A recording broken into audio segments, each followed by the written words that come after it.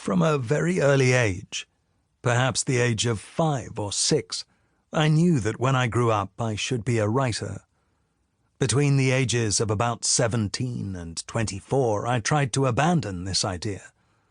But I did so with the consciousness that I was outraging my true nature, and that sooner or later I should have to settle down and write books. I was the middle child of 3, but there was a gap of 5 years on either side, and I barely saw my father before I was 8. For this and other reasons I was somewhat lonely, and I soon developed disagreeable mannerisms, which made me unpopular throughout my school days. I had the lonely child's habit of making up stories and holding conversations with imaginary persons, and I think from the very start my literary ambitions were mixed up with the feeling of being isolated and undervalued. I knew that I had a facility with words and a power of facing unpleasant facts, and I felt that this created a sort of private world in which I could get my own back for my failure in everyday life. Nevertheless, the volume of serious, that is, seriously intended writing which I produced all through my childhood and boyhood would not amount to half a dozen pages. I wrote my first poem at the age of 4 or 5, my mother taking it down to dictation. I cannot remember anything about it, except that it was about a tiger, and the tiger had chair-like teeth. A good enough phrase, but I fancy the poem was a plagiarism of Blake's Tiger, Tiger. At 11, when the war of 1914 to 18 broke out, I wrote a patriotic poem which was printed in the local newspaper, as was another 2 years later, on the death of Kitchener. From time to time, when I was a bit older, I wrote bad and usually unfinished nature poems in the Georgian style. I also, about twice, attempted a short story, which was a ghastly failure. That was the total of the would-be serious work that I actually set down on paper during all those years.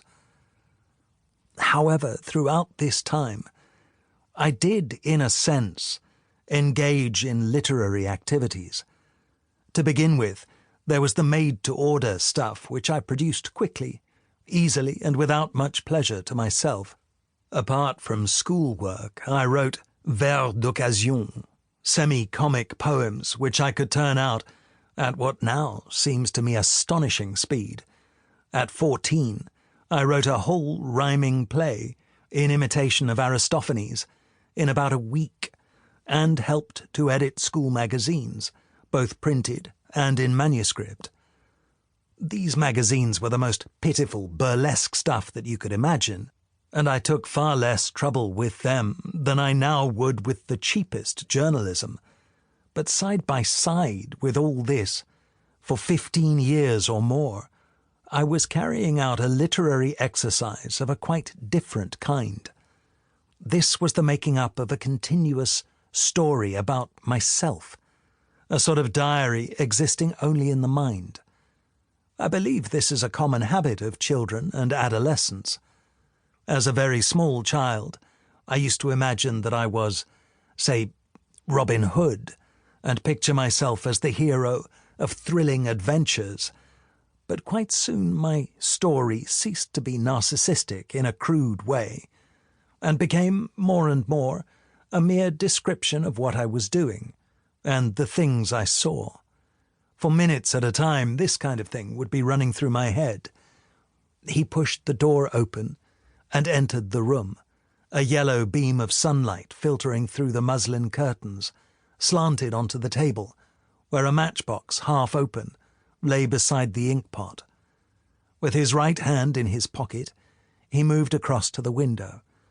Down in the street, a tortoise-shell cat was chasing a dead leaf, etc., etc. This habit continued until I was about 25, right through my non-literary years. Although I had to search, and did search, for the right words, I seemed to be making this descriptive effort